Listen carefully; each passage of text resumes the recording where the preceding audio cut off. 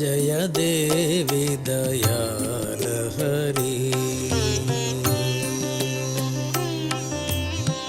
जय जय देवी दयाल हरि। जननि सरस्वती पालय मां। जननि सरस्वती पालय मां। जय जय देवी दयाल हरि।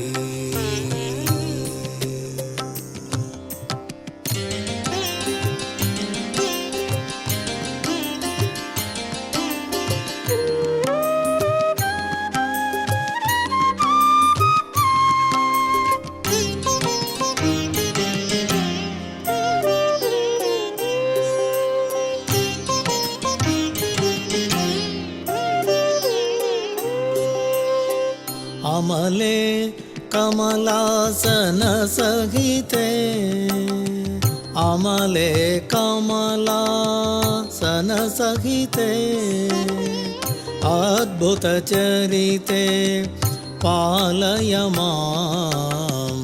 अद्भुत चरिते पालय मां। चतुर्मुख भार्ये मां पाहि। चतुर्मुख भार्ये मां पाहि। वाणी सरस्वती वाग्देवी। अमले कमलासन सहिते। अमले कमलासन सहिते। अद्भुत चरिते पालय मां। अति अद्भुत चरिते पालय मां। चतुर्मुख भार्ये मां पाहि। वाणी सरस्वती वाग्देवी। वाणी सरस्वती वाग्देवी। जय जय देवी दयाल हरि। जय जय देवी दयाल हरि।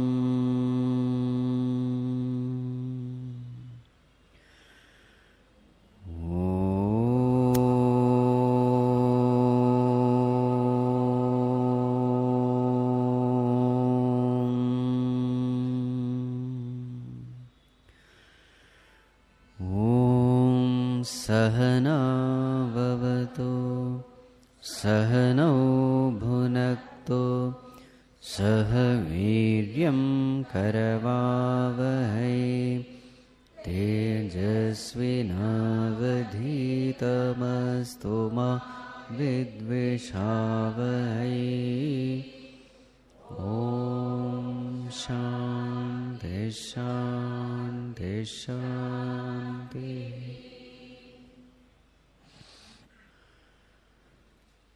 सदाशिवसमारम्भां शङ्कराचार्यमध्यमाम् अस्मदाचार्यपर्यन्तां वन्दे गुरुपरम्परां। श्रुतिस्मृतिपुराणानाम् आलयं करुणालयं नमामि भगवत्पादं शङ्करं लोकशङ्करं। शङ्करं शङ्कराचार्यं केशवं बादरायणं सूत्रभाष्यकृतौ वन्दे भगवन्तौ पुनः पुनः।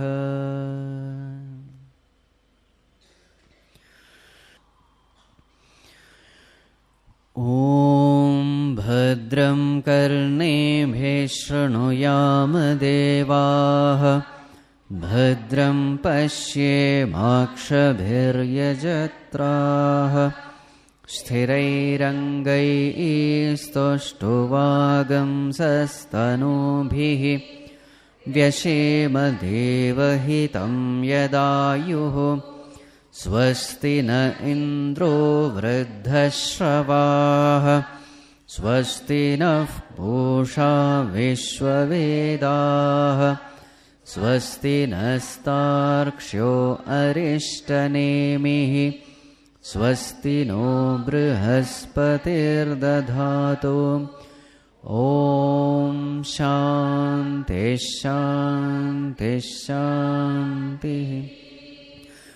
ॐ अथाश्वलायनः भगवन्तं परमेष्ठिनम् उपसमेत्य उवाच अधीः भगवन् ब्रह्मविद्यां वरिष्ठां सदा सद्भिः सेव्यमानां निगूढां यया चिरात् सर्वपापं व्यपोह्य परात्परं पुरुषं याति विद्वान् तस्मै स होवाच पितामहश्च श्रद्धा भक्तिध्यानयोगादवैः न कर्मणा न प्रजया धनेन त्यागेनैके अमृतत्वमानशुः परेण नाकं निहितं गुहायां विभ्राजते यतयो विशन्ति वेदान्तविज्ञानसुनिश्चितार्थाः योगाद्यतयः शुद्धसत्त्वाः ते ब्रह्मलोकेषु परान्तकाले परामृतात् परिमुच्यन्ते सर्वे। Yes. The great Rishi Ashwalayana approached Lord Brahmaji and raised a question. What is the question? O Lord, please teach me the knowledge of Brahman, the knowledge of the ultimate reality,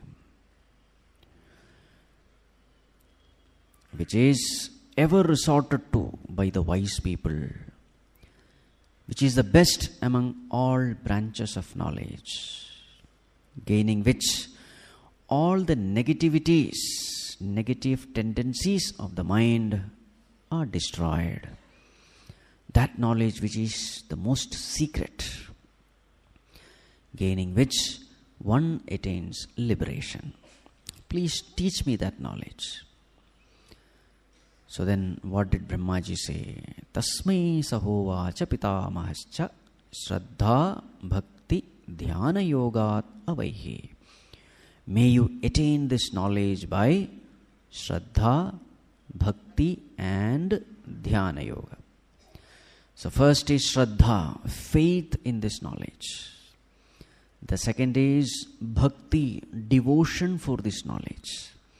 And once you have faith and devotion, the mind is fit. Such a pure mind alone can take up the meditational practices.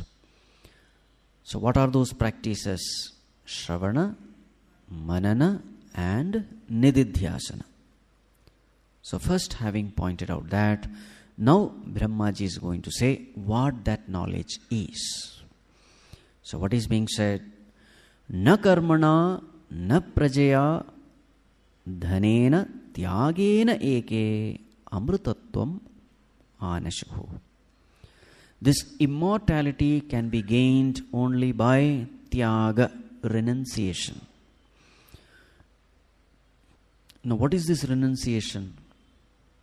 So to understand that, we will spend some time to understand the Vedantic principles in brief.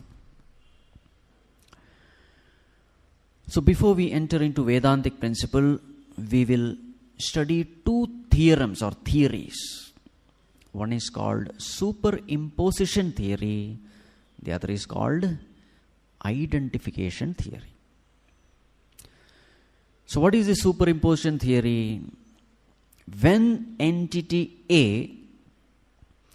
is superimposed by entity B, properties of B appear to be the properties of A.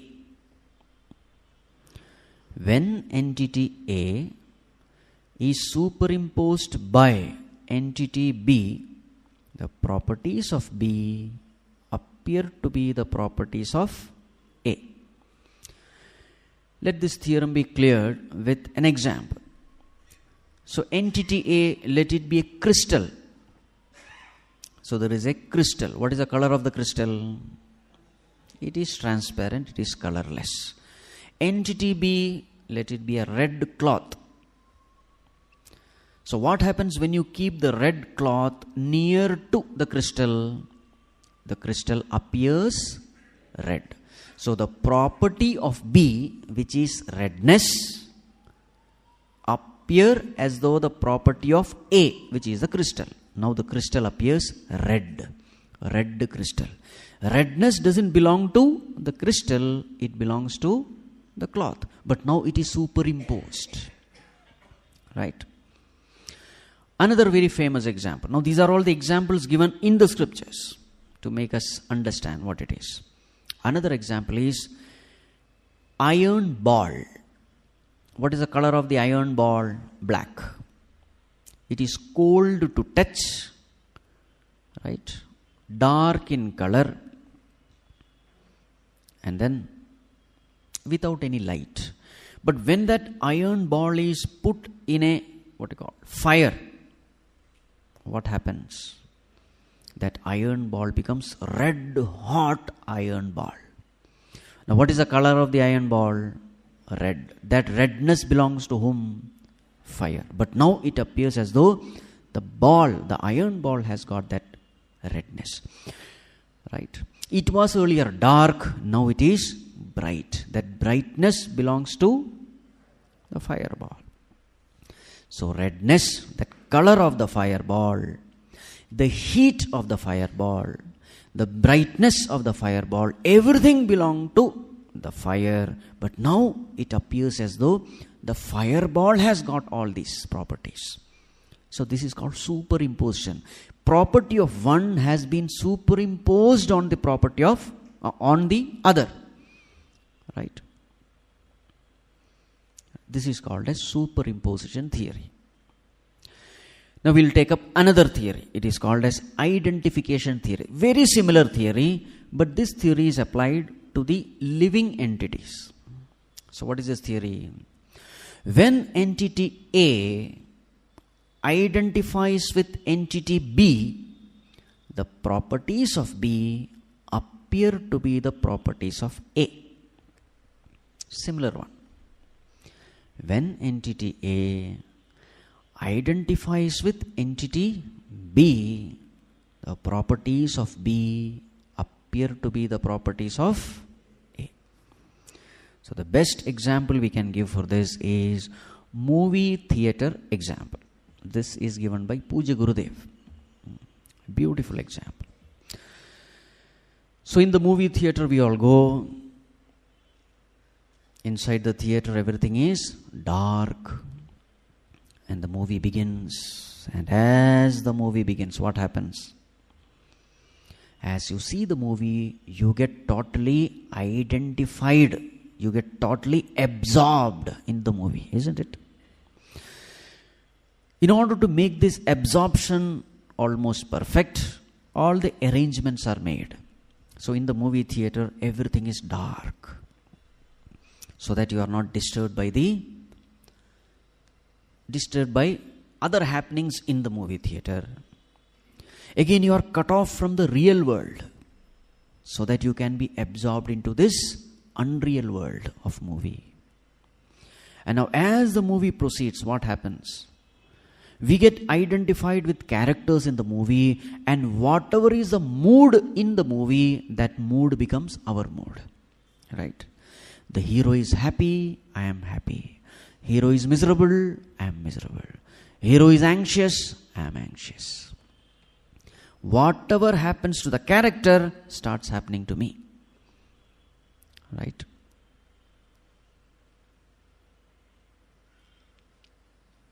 The audio is very clear. The pictures are huge. And you are cut off from the outer world. So therefore now you are totally absorbed into that. Now the movie happenings decide your state of mind. Now what is the condition of your mind? That mind is not under your control. The mind is controlled by the happenings in the movie. So when there is something sad thing happening, you cry and weep. Isn't it? So you entered into the film theatre as a master, paying the ticket. As a master you entered, giving money, and now what is your condition? You have become a slave. So how did this master degrade himself to the status of a slave? One big blunder he did, and what is that blunder? That blunder is called identification. He got identified with the character. Now the properties of the character become his property. The hero is crying. Now why is he crying? He has his own problems. Now his problem has become my problem. In the film theatre, I am not crying for my problem. I have separate problems at my home. My wife, my children, there are a lot of problems there. But now in the film theatre, I am not crying thinking of them. I am crying thinking of unreal problems of an unreal character in an unreal movie. So what is the whole movie? The real identifying with the unreal, going through the sufferings of the unreal. Correct? Yes. So what are the two entities? Entity A, the real person who is watching the movie. Entity B, the film character, the unreal character.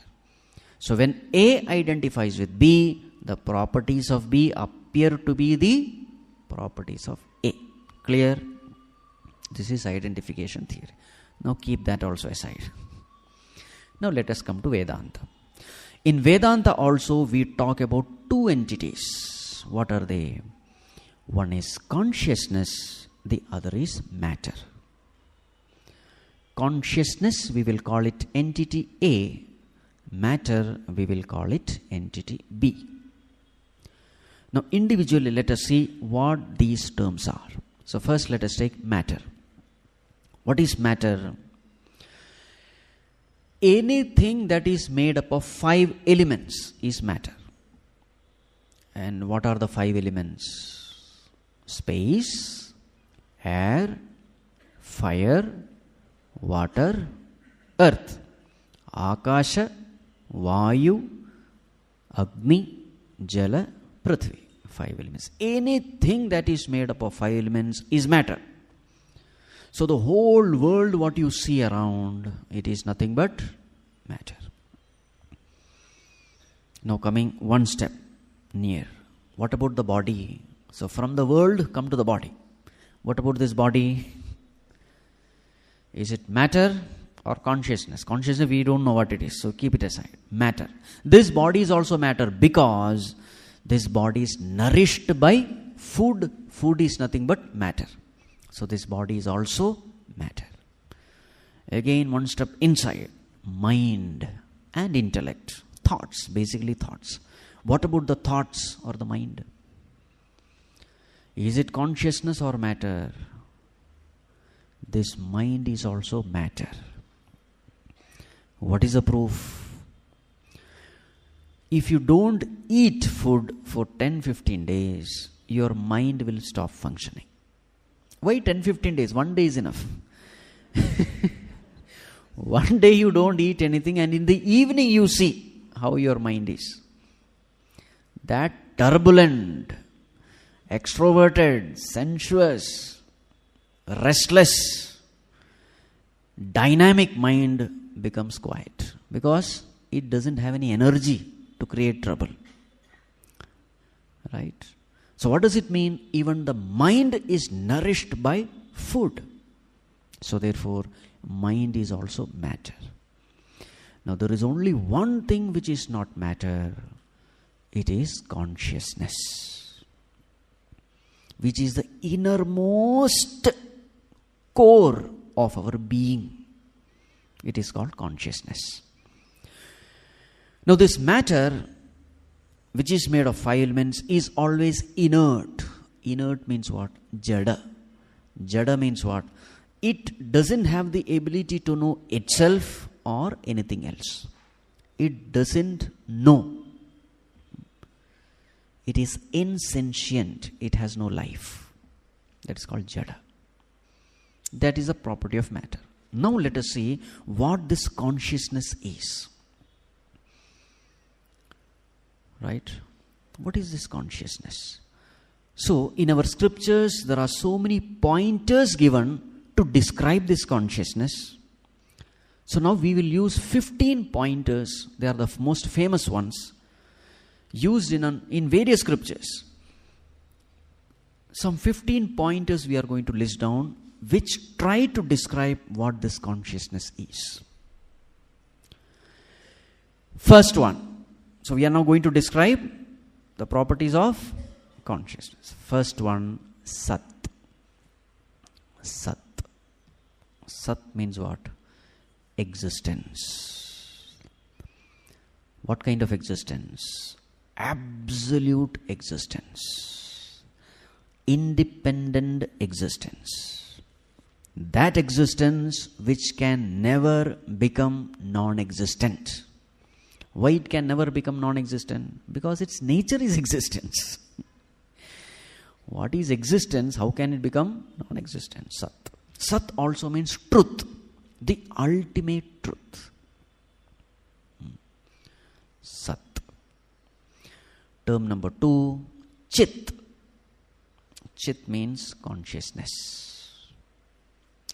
That consciousness by which we are able to be conscious of so many things.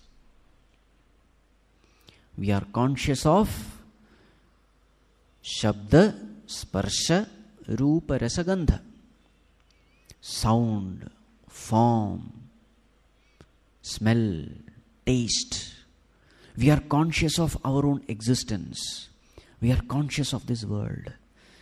So that consciousness in us, because of which we are aware, because of which we know.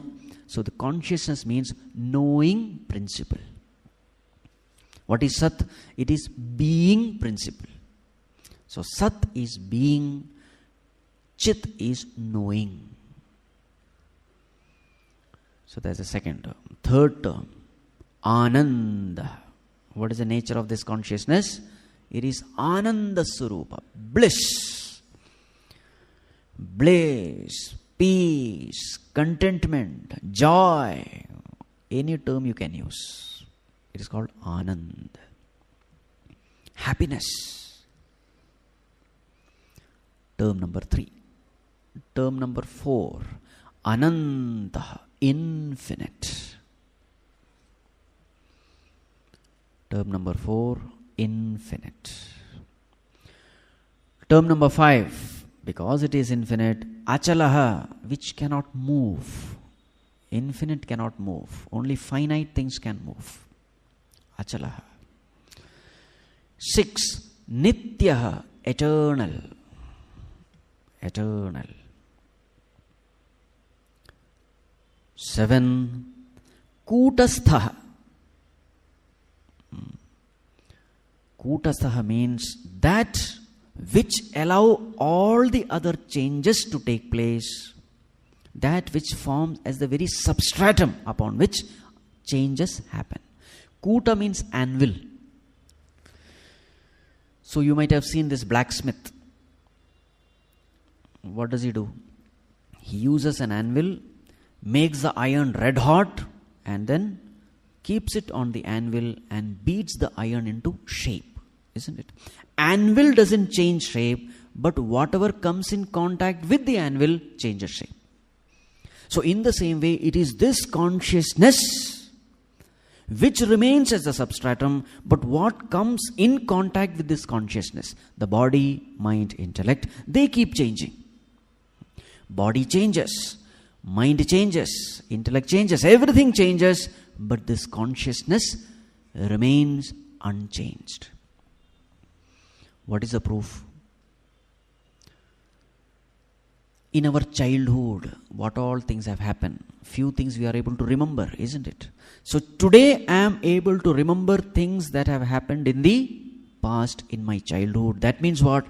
In the past, in my childhood also, I was there. Even now, I am there. So the I who is remembering the past is the same I who was in the past to experience those happenings. That I and this I, there's a big difference. Body has changed, mind has changed, intellect has changed, ideas have changed, feelings have changed, philosophies have changed, understanding about life has changed, everything has changed, but there is something which is changeless. They say the body, after every 7 or 8 years, all the cells are replaced by a new cell. If everything has changed, then who remains changeless, who is able to recollect whatever has happened in the past? It is nothing but this consciousness. So another name of this consciousness is Kūtastaha, the one which remains changeless like an anvil, allowing all changes to happen which is present in contact with it. Kūtastaha. How many terms over? 7.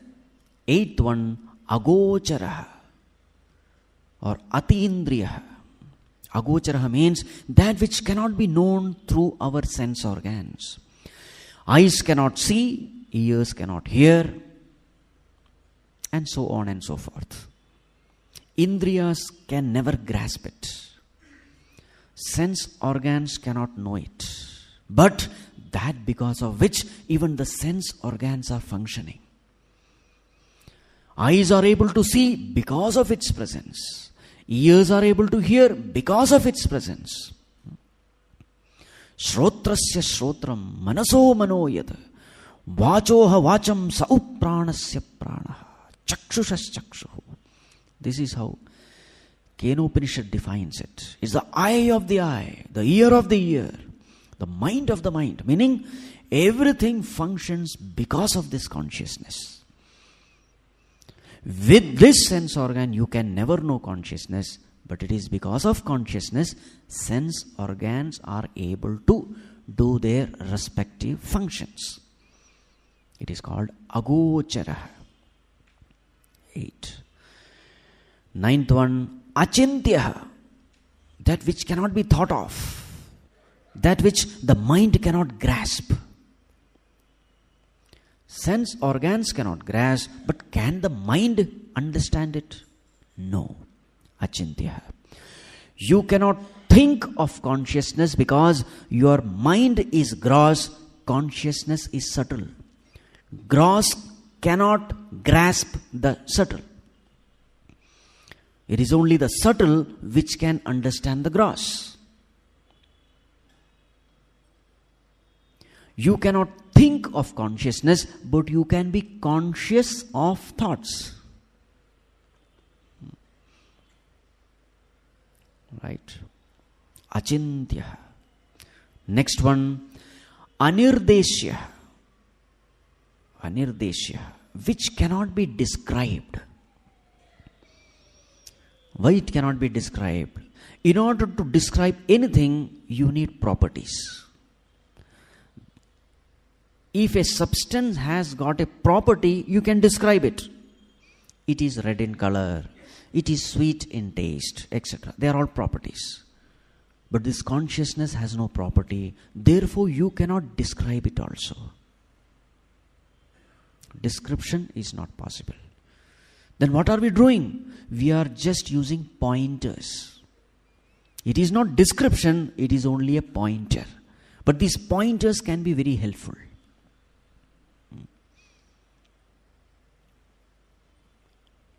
Anirdeshya. indescribable. Next one, aprameya. Aprameya, that which cannot become an object of knowledge. Why it cannot become an object of knowledge? Because it is a very subject. Next term, Atma. It cannot be known as an object because it is a very subject. Atma means a subject. What is Atma? I. That I in me is Atma. That is consciousness. The true I. The real I. Right? Next term, Sakshi. 13th term, Sakshi. The ultimate witness. Sakshi. Next one, Akarta. Non-doer. It doesn't do anything. The job of consciousness is only one thing. It lends sentiency to the body, mind, intellect. It as though makes it alive. It by itself doesn't do anything. Akarta. Therefore, 15th term, abhokta. Non-enjoyer. Akarta means non-doer. Abhokta means non-enjoyer. Only a doer can become the enjoyer. Since consciousness doesn't do anything, it doesn't enjoy anything. So how many terms over? 15. First one, Sat, Chit, Anand, Anantaha, Achalaha, Nityaha, Kutasthaha, Agocharaha, Achintyaha, Anirdeshyaha, Aprameyaha, Atma, Sakshi, Akarta, Abhokta. This is the description of consciousness. So what is the nature of this consciousness? It is infinite. It is immortal. It is of the nature of bliss. Now whom have we described? These 15 terms are description of our true nature. This is me. This way you have to understand. Okay? This is me. Now, is there anything lacking in me? See these terms. You are perfect. You cannot expect anything more. Right? As far as Ananda is concerned, you are infinite bliss. As far as size is concerned, you are infinity. You are perfection incarnate. Right? This is our true nature. This is how we have to know ourselves. Now, what is the mistake we have done? Come back to this identification theory or superimposition theory. I, the pure consciousness which is infinite and immortal. What is the blunder I have done? I have got identified with the body, mind, intellect or matter. When consciousness identifies with matter, the properties of matter as though become the properties of consciousness. Now what is the property of body?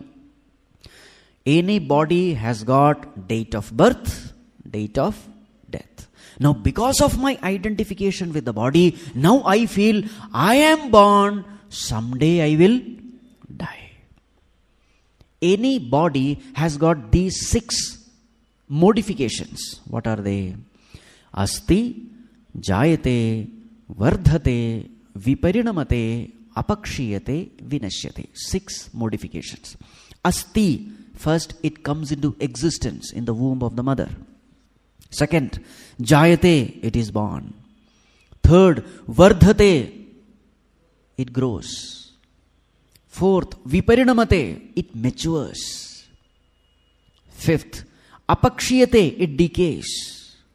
Sixth, Vinashyati, it dies. So what is the journey of this body? The journey is from the womb to the tomb. Correct? Now when I identify myself with this body, what is the experience which I go through? Because of this identification, I feel as though this body is me. That infinite being, when it identifies with a finite body, what is its experience? The infinite being as though feels that it is restricted to this finite body. That perfect being, when it is identified with the imperfect body, that perfect being experiences imperfection. This is called as samsāra. Any body is imperfect, any mind is imperfect, any intellect is imperfect. Body is imperfection, we know. Ability-wise, it is imperfect. And also, lifespan-wise, it is imperfect. Mind and intellect, they have got their own imperfection.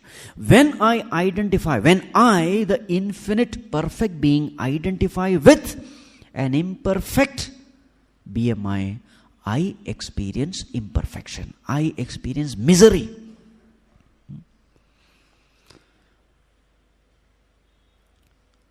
The infinite being experiencing the suffocation in the finite equipments is what we experience in life. So what should be the solution?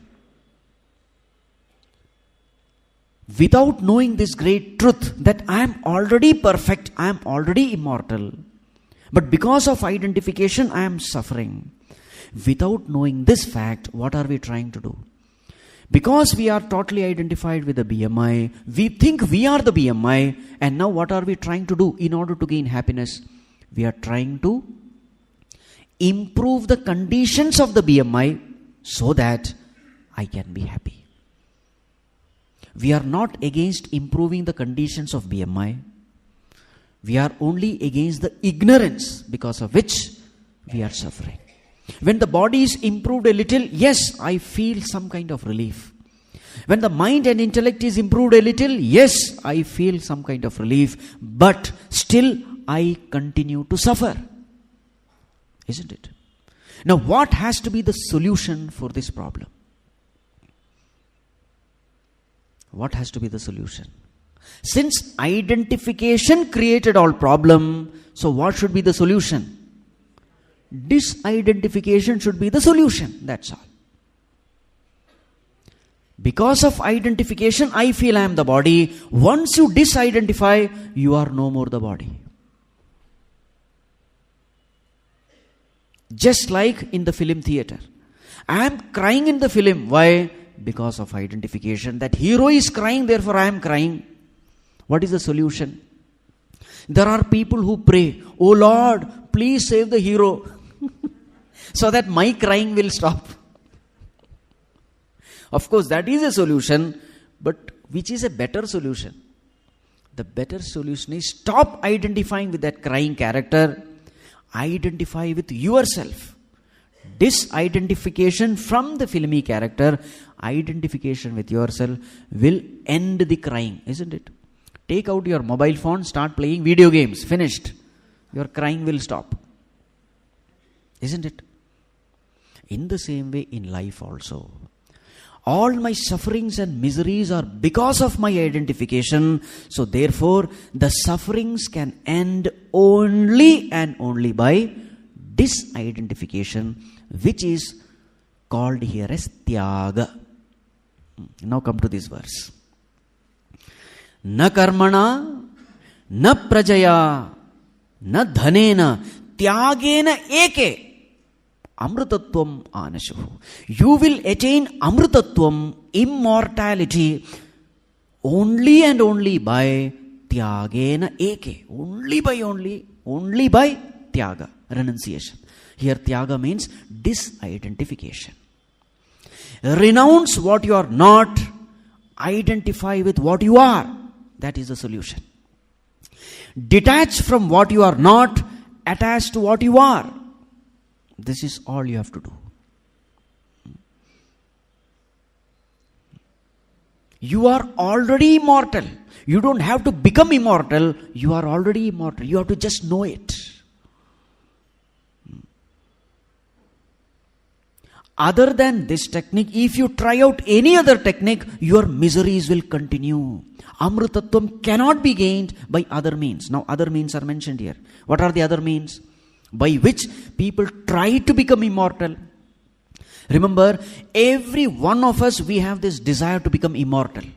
We don't want to die. Yes or no? Everybody wants to live forever and ever and ever. Everybody wants to be happy. We want to be happy forever and ever and ever. Isn't it? Desire for happiness is natural. Desire to live for eternity is natural. Why is it natural? It is natural because it is our nature. That which is your nature, you will love it. Why do we love peace? Because peace is our nature. Why do we love knowledge? Because knowledge is our nature. Whatever is your nature, you will love it. So naturally, we all want to be immortal. As a youngster, anyone wants to live forever and ever and ever. But by the time you become 80, 85, then all your sense organs starts failing, limbs start paining, then everyone want to end life, isn't it? Oh Lord, see to it that this. But the same fellow had prayed for longer life when he was young. What we want is, we want to live happily forever and ever and ever. Not just life, but life with happiness, without pain. We don't want sorrow. We want peace. We want happiness. At the same time, we love to remain. We love to exist. Why do we love to exist? Because existence, Sat, is our nature. You cannot desire anything else in life. Not possible. Now, what is the solution? The scriptures indicate the solution. Na karmana. Whatever methods you are trying now to attain that immortality, this method will not work. What is the method? First one, karma. Karma means action. There are people who do pranayama. Pranayama increases your lifespan. It is a fact. If you can control your breath, you can slow and steady breathing for a long time, it will increase your lifespan. And there are people who have done it. There are people who have lived for 200, 300, 400 years. It's possible. In YouTube, you will find one video of, what is that Baba's name? Pavahara Baba or someone. Devahara Baba or Pavahara Baba, someone. He has lived for 350 plus years. He has not revealed his age. The people, the generation, one after another, they have been seeing him. Babaji staying there. Nothing has happened. The child has become grandfather and still that Babaji is there. So people say, our generation, so many generations have seen this person. So through pranayama, there are people who have lived up to 1400 years. Some in the history we find such people. But that is a karma. Pranayama is also nothing but a karma, an action. Every action, since it is limited in time and space, every action, because it is done with a limited BMI, limited resources, since it is limited in time and space, every action can produce only limited results. Amrutattvam is not a limited result, it is an unlimited result. How can limited action produce unlimited results? So, na karmana, not possible. Actions are finite, therefore it cannot produce infinite results. Next one, na prajaya. Praja means what? Progeny, through children. This is another way in which people try to become immortal. We hear people saying,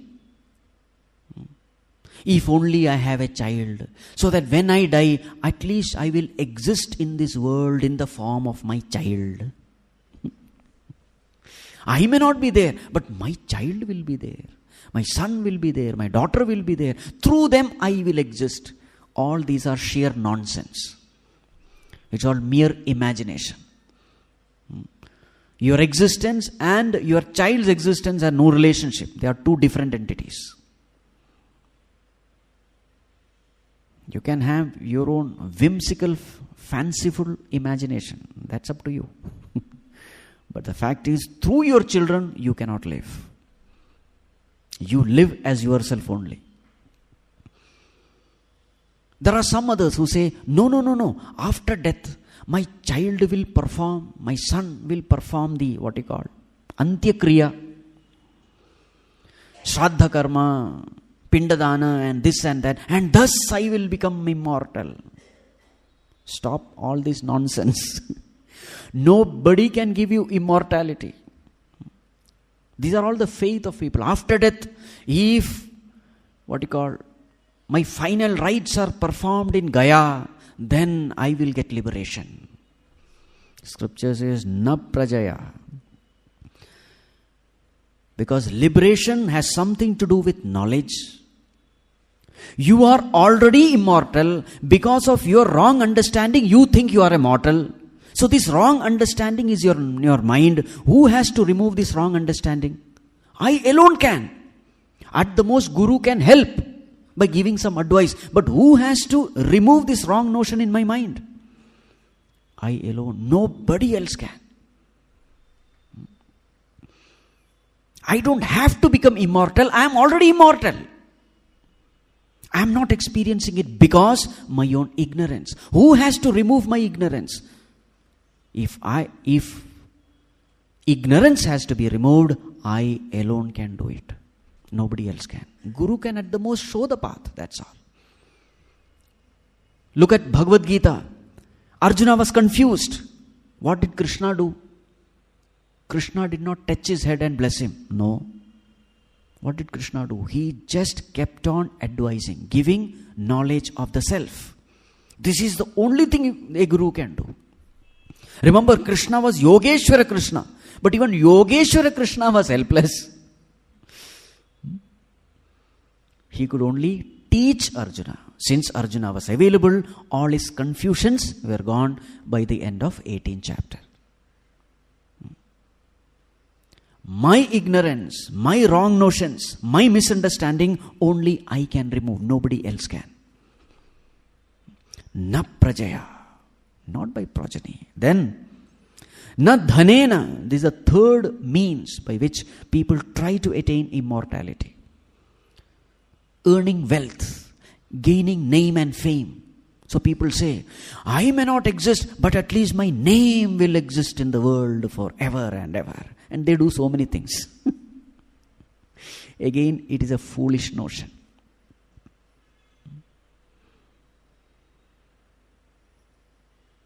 They do this, inscription on the temple walls, etc. Donated by so and so. Big letters on rocks. They etch their name on rocks. I will not be there, but my name will be there. In some temples I have seen on the tube light with black paint they have written, donated by, and the light has become dim. What a donation. These are all mere foolish notions. If my name exists, I exist. Nonsense. You will be reborn and you will see your own name. The name of your past birth, but still you will not be able to recognize. Understand? Na dhanena, not with wealth. So all these means which you are adopting to become immortal, desire is there and you are trying to express that desire in so many different ways. Through money power, to muscle power, through manpower. All these MP3 will not work. Then, what is the solution? Tyāgena eke, only and only by disidentification. Because you are already immortal, You need not do anything to become immortal. Only thing you have to do is remove this wrong notion in your mind that you are a mortal being. And this mortal being, you feel yourself to be a mortal being because of your identification. Remove this identification. That's all. So here it is, Tyāgē naikē amrutattva manasuhu. Somewhere else in another Upanishad it is written, Jnāne naivatu kaivalyam. That kaivalya pada, that infinite state can be attained only through knowledge. So what is emphasized there? Knowledge is emphasized. Here what is emphasized? Detachment or renunciation is emphasized. It is a twofold process. You have to detach from what you are not. You have to attach yourself to what you are. Detach from what you are not, attach to what you are. So in some Upanishad, emphasis is given to the detachment part. Somewhere else, emphasis is given to the attachment part. Detach, attach. That is Vedanta. Right? Na karmana, not by any action. You need not do anything. You are already that. Amrutattvam is your nature. Nobody can take it away. But now you are not experiencing it because you are ignorant about your own nature. There is a saying, apraptaschet praptavyam, praptaschet jnatavyam. If suppose you don't have something, then you have to get it from the outer world. Yes, you have to work hard. Karma can help. Work hard and get it because you don't have it. But suppose if you already have it, then praptaschet jnatavyam. You just have to know it. Very many examples are given to make this concept clear. Suppose you have lost the key. And where is the key? In your own pocket. That key somehow got trapped into your handkerchief. And now you are searching. You find only your handkerchief. You are not finding your key. What has to be done? Key is already there with you. You have to just know that key is with you. There is nothing called doing. No doing, only knowing. That's why in the verse number 1, if you see, Parat param purusham yati vidwan is used. Vidwan, the one who knows. The knower attains that. Not the doer, but the knower. So knowledge is given emphasis. There is only knowing involved. Nothing has to be done. Right? So this great truth, TYāgē na-AKAMA amrutattva manasuhu. This great truth you come to know when you detach from when you disidentify from the BMI and identify yourself with the true self, which is consciousness. The whole meditation is nothing but this. If you have understood this much, you have understood the entire Vedanta Shastra. You have understood the entire scriptures of the world. This is all you have to understand. So now the teacher says, what does he say? Parena nakam nihitam guhayam vibhrājate yat yatayaha vishanti. Those people who strive in the right direction, they are called Yatis.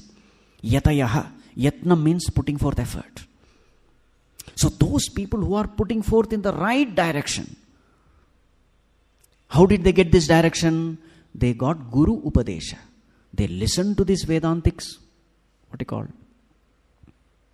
talks through their Guru, studying the scriptures and correctly understanding where I have gone wrong.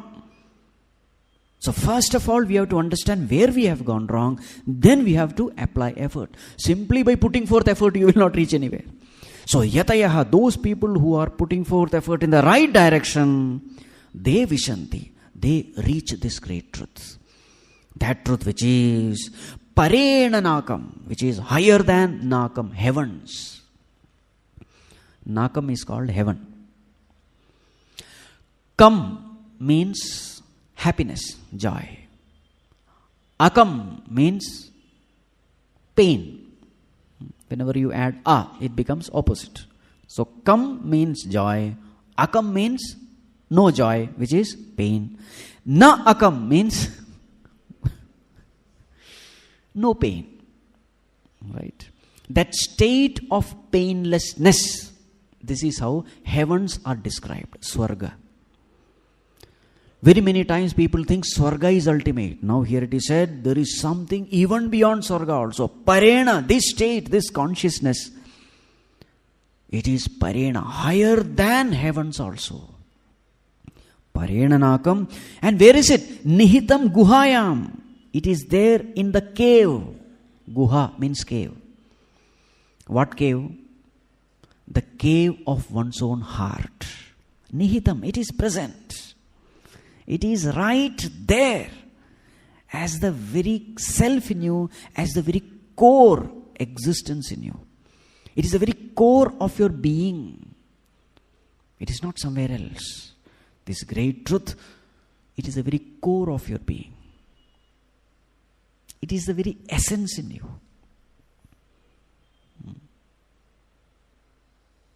Whenever we use heart, heart has to be understood as the very core of one's being, not this physical pumping heart. It is there in the heart means it is the very core of your being. Nihitam, it is present. VIBHRājate, it is shining so clearly. It is so clearly shining. How does it shine? As the very consciousness principle. Are you conscious?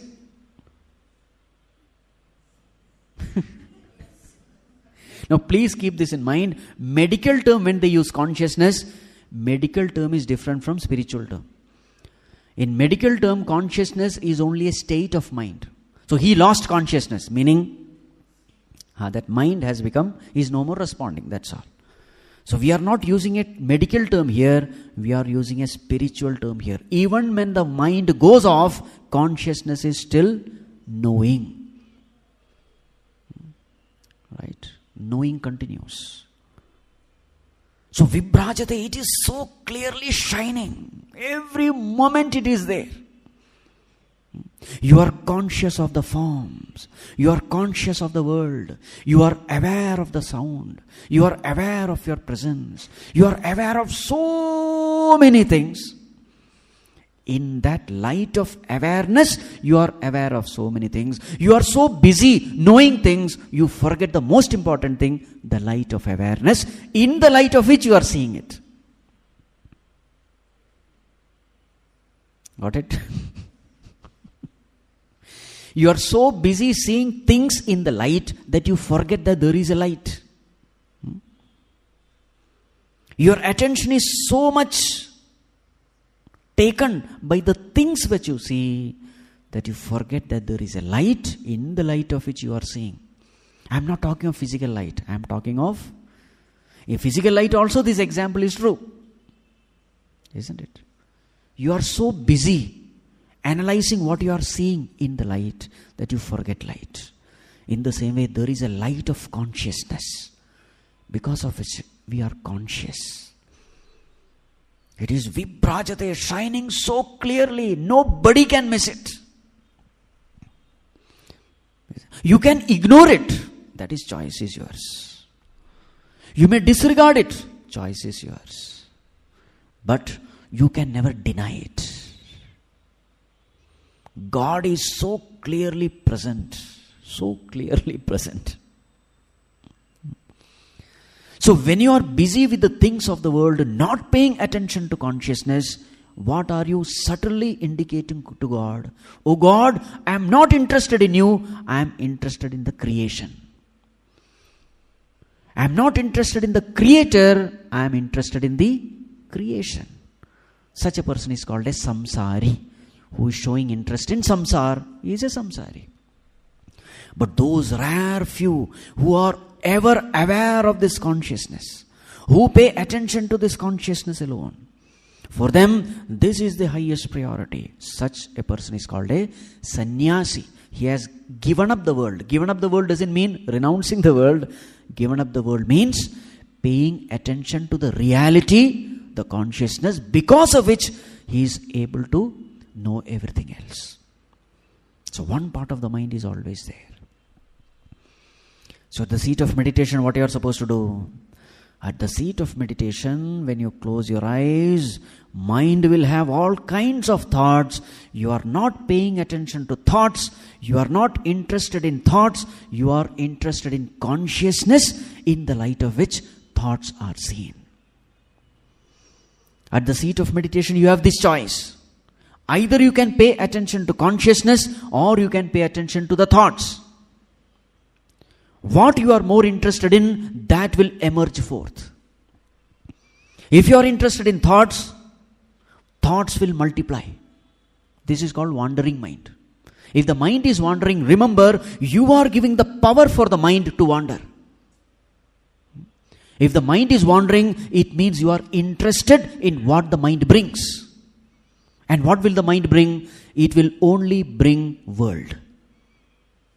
So if the mind is wandering, it only means you don't want God, you want only the world. The worldly pleasures, the worldly experience. You are only interested in that. The poor God who is waiting. Poor fellow, what can he do? He says, okay, Baba, if you want world, come on, take more and more of it. Mind wanders in so many different. I alone energize the mind by identifying with the mind, by showing interest in the mind. The moment you stop showing interest in the mind dies. The thoughts die. What has to be done? Be a witness. Being a witness means what? Identifying with consciousness is called witnessing. Because what is the nature of consciousness? One of the terms. What is it? Sakshi. It is a sakshi. It is a witness. Remain as a witness. Remaining witness means you are no more showing any interest in the thoughts. Not showing interest in the thought means not showing interest in the world. Not showing interest in the world means showing interest in consciousness. Showing interest in consciousness means abiding in consciousness. Abiding in consciousness means being God. Remaining as God. Showing interest for God. This is the PARÂ BHAKTI, greatest devotion. It is a signal. Oh God, I don't want anything other than you. You and you alone I want. Can you remain at the seat of meditation this way? Then you will find the thoughts just die down. As the thoughts die down, pure consciousness shines forth. And a time comes when the thoughts completely get erased. What remains is only the ultimate truth, the pure consciousness. What remains is only God. Even the ego dies, because ego is nothing but a thought. It is a notion about myself. It is a thought. That thought also dies. What remains is only pure consciousness, the truth. So what does the teacher say? VIBHRÄJATE. It is so clearly shining in every one of us. Yatayaha. The great spiritual seekers. They, paying attention to this great truth which is always shining in their heart, Vishanti, they enter into this state. Meaning, they become one with this great truth. Right. When you are witnessing the thought, you are disidentifying with the thought. And this disidentification is called TYAGA. When you are showing interest in the thoughts, you are not doing TYAGA, you are doing bhoga. Right? Are you a bhogī or a tyāgī? Meditation will prove. Others will not know, you will know. At the seat of meditation, are you a bhogī or a tyāgī?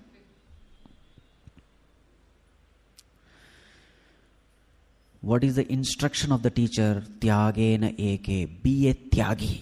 Be a sannyasi. Your outer cloth has nothing to do with true sannyas. You may be an outer sannyasi, but an inner samsāri. You may be an outer sannyasi, but inner Samsārī. You may be an outer Samsārī, but an inner Sannyasi. At the seat of meditation, everything will be made clear to you in black and white. What you are. That's why Bhagavad Gita defines a sannyasi as a sarva sankalpa sannyasi. That is how Bhagavad Gita defines. Who is a true sannyasi? The one who can give up all kinds of sankalpas in the mind. Sankalpa means imagination, thinking.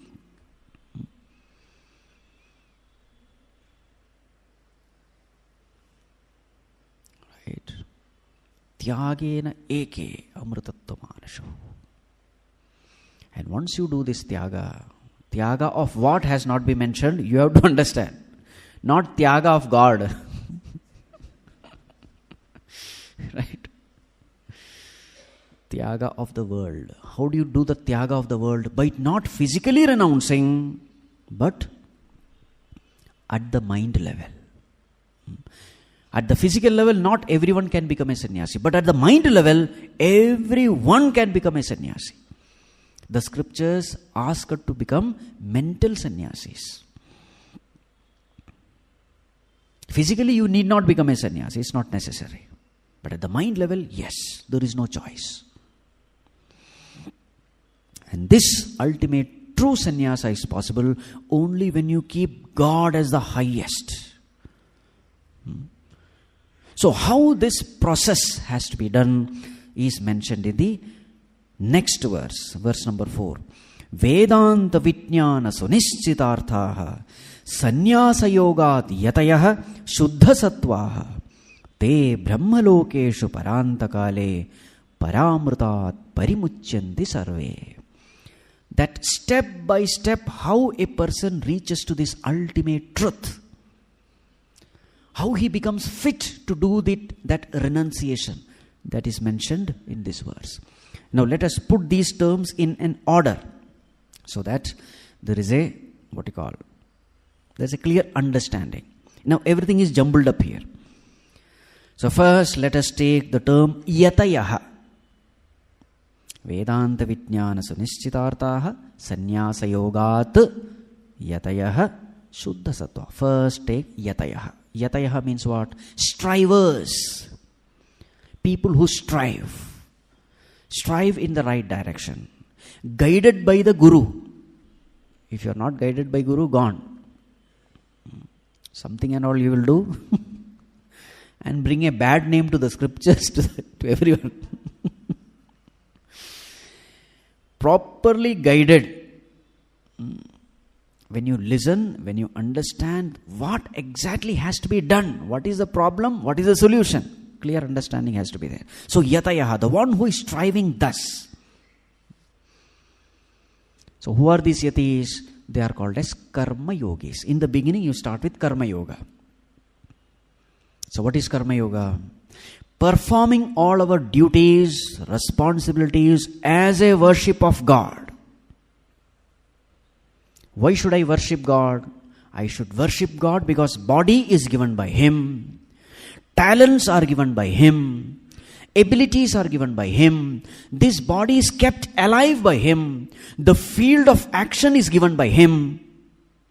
The inspiration comes from Him. Everything comes from Him. Therefore, I must perform action for Him. Clear? No alternative there. So what is the attitude of a Karma Yogi? Karma Yogi performs action only to please God. That's it. Not for some karma phala. God, are you pleased with me or not? That's the only question he will ask. His job is only the pleasure of God. He will not act based on his likes and dislikes. He will act based on God's likes and dislikes. He keeps God in the first place. God, do you love it? Then I will do. If you don't like it, I will not do. Though I may like it. I like something, but he doesn't like it. A Karma Yogi will not do it. I don't like something, but he loves it. Then Karma Yogi will do it. So therefore, this is called sacrifice, a life of sacrifice. I am sacrificing my raga dvesha. So what is that which will please God? Dharma is the one which pleases God. Righteousness. How do you know? Paritranaya sadhunam vinashaya cha dushkritam dharma samsthapanarthaya sambhavami yuge yuge. I take birth again and again. What is the main purpose? What is that? Dharma samsthapanarthaya. So one thing which God loves is dharma, righteousness, goodness, nobility. So what does he do? Paritranaya sadhunam. The sadhus are protected. Sadhu means good-hearted people. So Paritran, I protect them because they are the ones who are protecting dharma. So I protect them. I love dharma, so I protect the dharmic people. And the adharmic people, I correct them or destroy them. Vinashaya cha dushkrita. So one thing which God loves is dharma. So when I am leading a dharmic life, in order to please Him, then I am a karma yogi.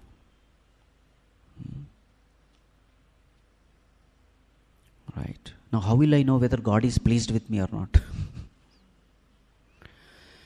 Look at your own heart. That is enough. If you have done something wrong, you will definitely feel a conscience prick. That conscience prick is a clear indication that He is not happy with you. Whenever you do something noble, good, you will find a kind of joy. That joy is a congratulation from God. Sabash. This is what I expect from you. Keep it up. Right?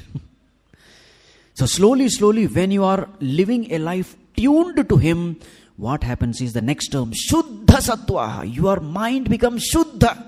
Shuddha means pure. The tamas and rajas aspects of the mind goes away. The mind becomes extremely pure. Sattvic.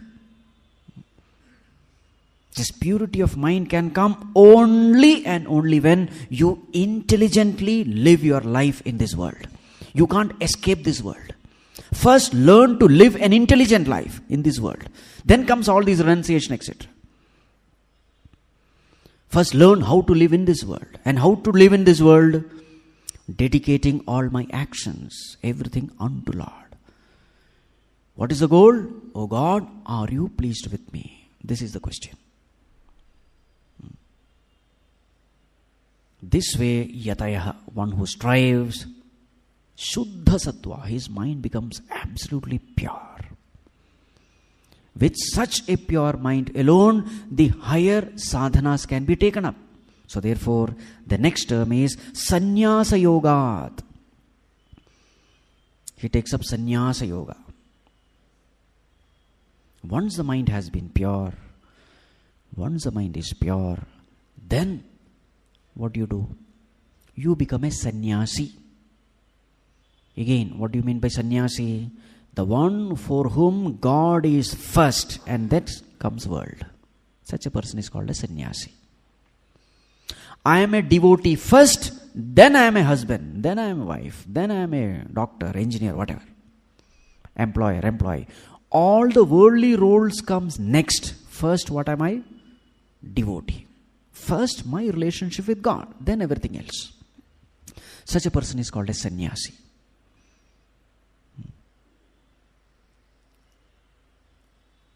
So what is the job of a Sannyasi? Spiritual evolution is the first priority of a Sannyasi. Spiritual evolution. Material prosperity will come. It is natural. It's a byproduct. It's an insignificant byproduct. What is the main product? Spiritual evolution. All my suffering is because I don't know who am I. So therefore, this is the one thing which he will strive. Such a person is called a Sannyasi. One who has only one and one goal. Very much focused. So what is his job? Shravana, Manana, Nididhyasana is his job. Sannyasi's job is this. Listen to the Vedantic scriptures. Try to live such a life. gaining information from the scriptures, removing all the doubts through mananam. Yesterday we had discussed. Information should become conviction. Conviction should become transformation. Shravana, manana, nididhyasana. Constant effort in trying to understand who am I. And then what happens to him? Vedanta, Vijnana, Sunishchitartha. That's the next stage. He becomes totally convinced, well ascertained. About what? About the essence of Vedanta Vijnana. He realizes in his own life the essence of Vedanta Vijnana. What is Vedanta Vijnana? Aham Brahmasmi Tattvamasi. That's it. I am pure consciousness, I am not the BMI. This is Vedanta Vijnana. One who is Sunishchita, very, very well, thoroughly, one who has digested this knowledge. One who has been thoroughly transformed. Vedanta Vijnana Sunishchitartha. Then what happens to him? Such a person attains Parantakala. Antakala means death. Parantakala means final death. What is this final death? As long as you have not gained this knowledge, death will continue. It will recur. Punarapi jananam, punarapi maranam. But once you have gained this knowledge, this death becomes a final death. There is no more death. Parantakale. And thus he attains Paramrita, the highest immortality. That highest immortality, which is the nature of Brahman. So he lives in that loka, Brahma loka. Brahma loka means what? That abode of Brahman. Here Brahma doesn't mean Brahmaji. Brahma means Brahman. Brahman is different from Brahma. Brahma means Brahma Vishnu Maheshwara. Brahman means the ultimate truth. Don't get confused. Brahmalokeshu, that abode of Brahman he reaches, which is the ultimate, highest state of immortality. And thus reaching Parimuchyanti. All those people, Sarve, all those Yatis, the strivers, Parimuchyanti, they become free, get liberated. Bas. Right? So first you start as a Karma Yogi. Purify the mind. Once the mind is purified, then the mind is available for Shravana Manana Nididhyasana. And once the mind has attained that, what happens? You become liberated. This is the process. This process more we will discuss tomorrow.